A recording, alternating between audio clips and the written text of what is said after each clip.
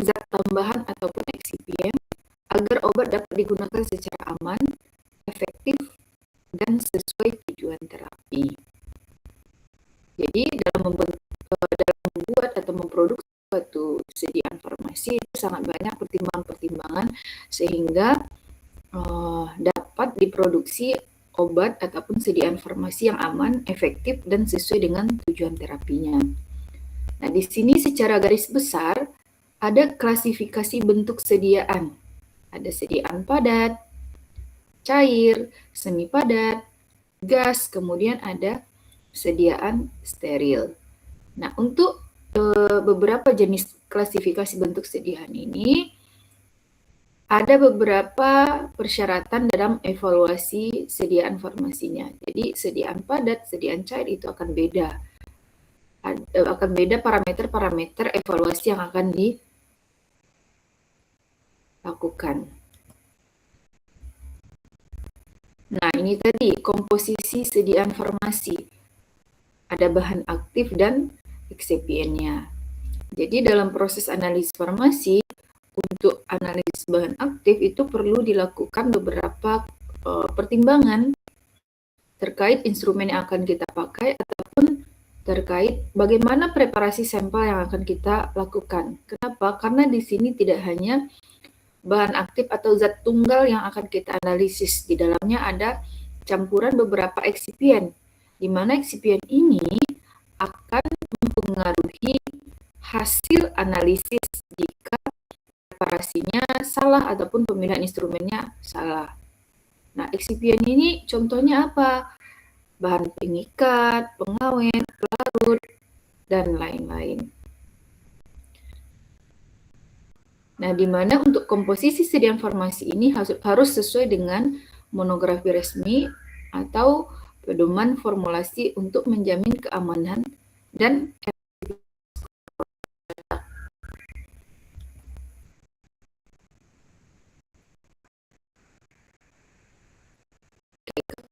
kemudian kita lanjut ke evaluasi sediaan farmasi berdasarkan pedoman ataupun standarnya. Tujuannya adalah untuk memastikan bahwa produk yang dihasilkan ataupun yang diproduksi memenuhi kualitas yang diharapkan sebelum diedarkan ke masyarakat, di mana evaluasi sediaan farmasi kita merujuk pada pedoman resmi. Nah, untuk Indonesia, pedoman resminya adalah Farmakope Indonesia. Namun, dari Farmakope Indonesia, kita bisa merujuk ke farmakope lain. Misalnya Farmakope Eropa dan lain-lain, ataupun USP. Dan standar nasional atau internasional lainnya.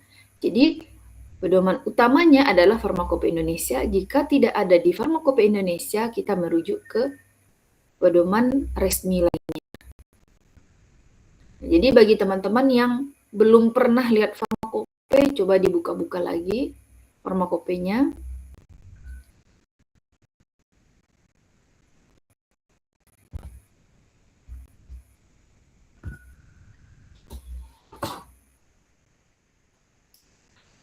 Selanjutnya ada parameter umum dalam evaluasi. Contohnya uji fisik. Uji fisik itu termasuk warna ya, warna, bau, rasa, kemudian ada ukuran partikel. Selanjutnya uji kadar atau zat aktif. Uji kadar zat aktif ataupun bahan aktif, di mana dalam uji kadar ini menggunakan metode analisis kimia untuk memastikan kandungan zat aktif sesuai standarnya. Nah, di mana setiap informasi terkait kadar itu ada ketetapannya di Farmakope. Berapa standar rentang kadar setiap jenis sediaan farmasi tersebut. Kemudian uji disolusi. Uji sterilitas. Nah, ini untuk sediaan-sediaan steril seperti injeksi. Selanjutnya ada stabilitas. Namun sebenarnya untuk evaluasi yang akan kita lakukan itu akan disesuaikan dengan jenis sediaan yang kita analisis.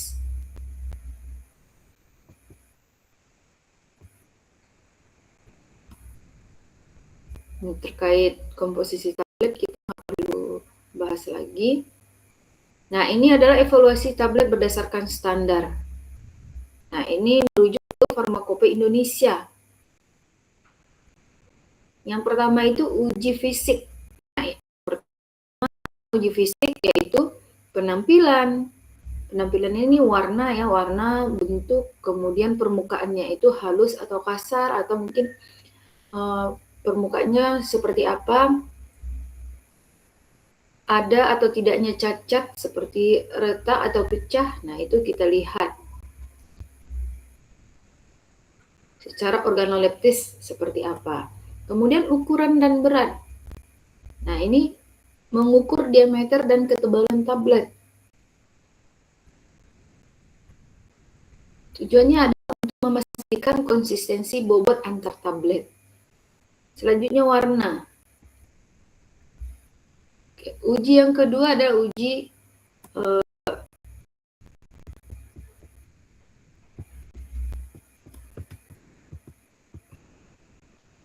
berat rata-rata, kemudian uji kekerasan, kerapuhan,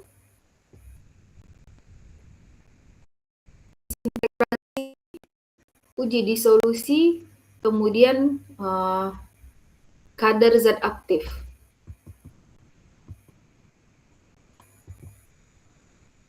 Nah, nanti ketika kita masuk di semester berikutnya ada praktikum Unsafer.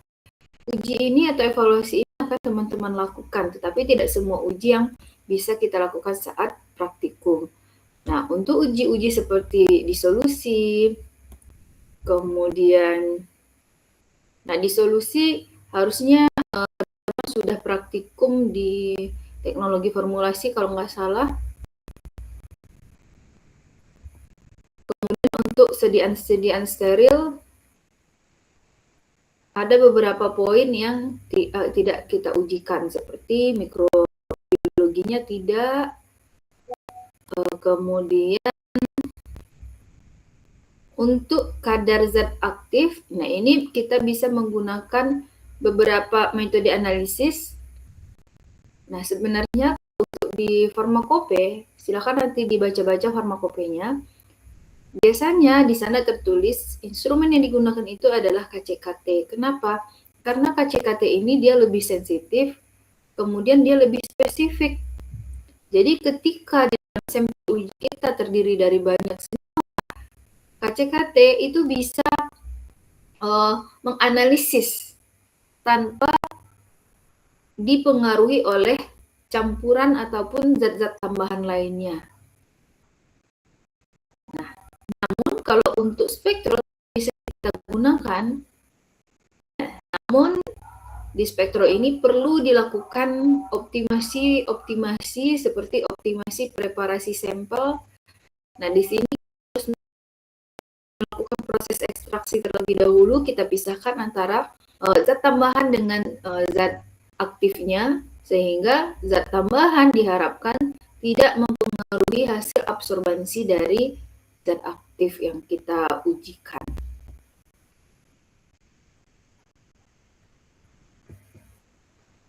Kemudian ini krim, tadi udah dibahas sedikit terkait krim. Nah, ini evaluasinya.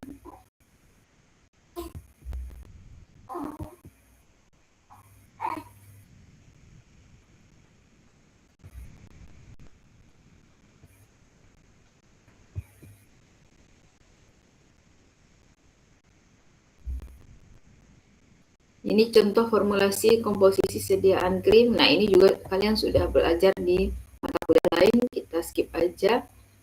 Nah, selanjutnya ini adalah protokol uji lab sediaan krim. Nah, uji-uji yang akan kita lakukan apa saja? Yang pertama uji pH krim. Nah, ini alat dan bahan, ini contoh protokolnya ya. Alat dan bahan yang perlu kita siapkan, kemudian prosedurnya gimana. Selanjutnya di sini ada uji kadar zat aktif, di mana instrumen yang digunakan adalah spektro. Nah, ini alat dan bahan terlampir. Kemudian prosedurnya yang pertama dilakukan proses ekstraksi ekstraksi zat aktif dari sampel krim dengan pelarut yang sesuai. Nah, sebenarnya kalau kita melakukan analisis kadar, hal yang pertama kita lakukan adalah harus kita lakukan validasi terlebih dahulu, validasi, optimasi, kemudian bisa kita tetapkan kadarnya. Jadi untuk prosedurnya ini kita validasi dulu. Kalau misalnya hasilnya, parameternya itu adalah kita mengacu ke ICH, yaitu ada linearitas, kemudian ada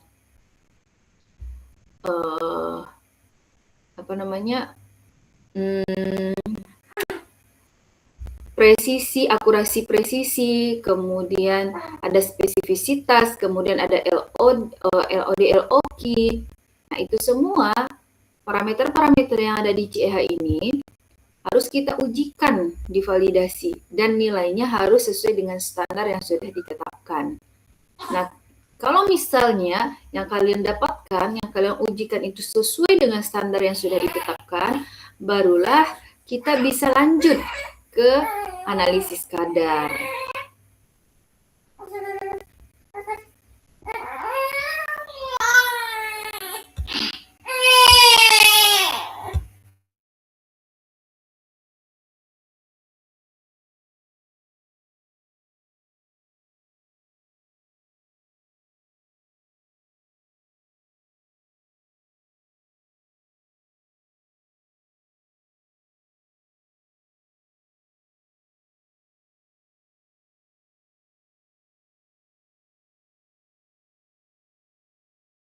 Nah, sampai sini ada pertanyaan, silakan ya.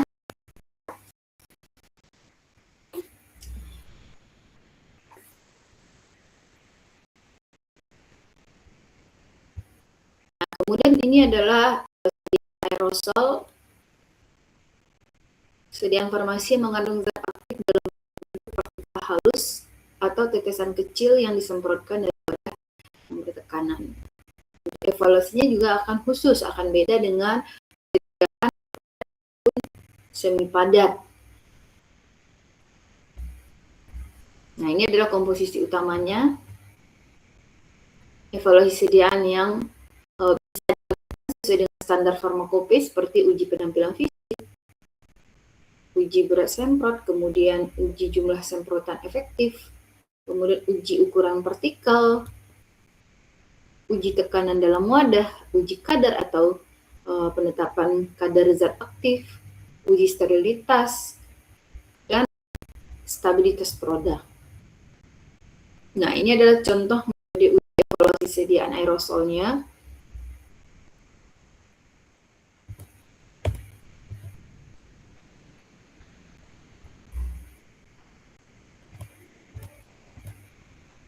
Oke, ada pertanyaan?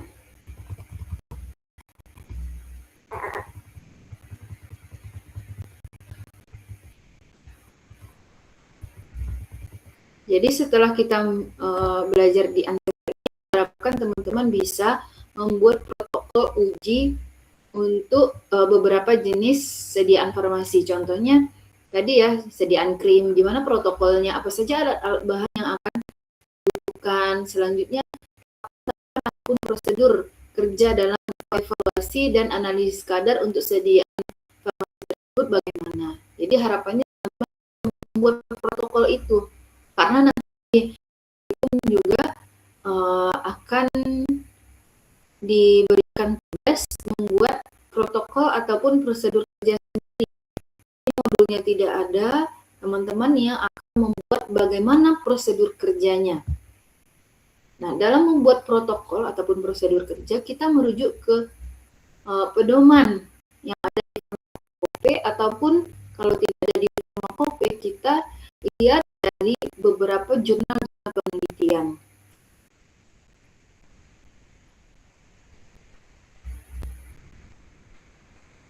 Nah, terutama untuk spektro itu harusnya tidak ada ya. Kebanyakan menggunakan KCKT kalau yang tertera di farmakope. Jadi mau nggak mau teman-teman harus mempelajari bagaimana sifat fisika kimianya. Minggu lalu kita sudah belajar ya bagaimana pengaruh sifat fisika kimia dalam pemilihan metode analisis. Nah, kemudian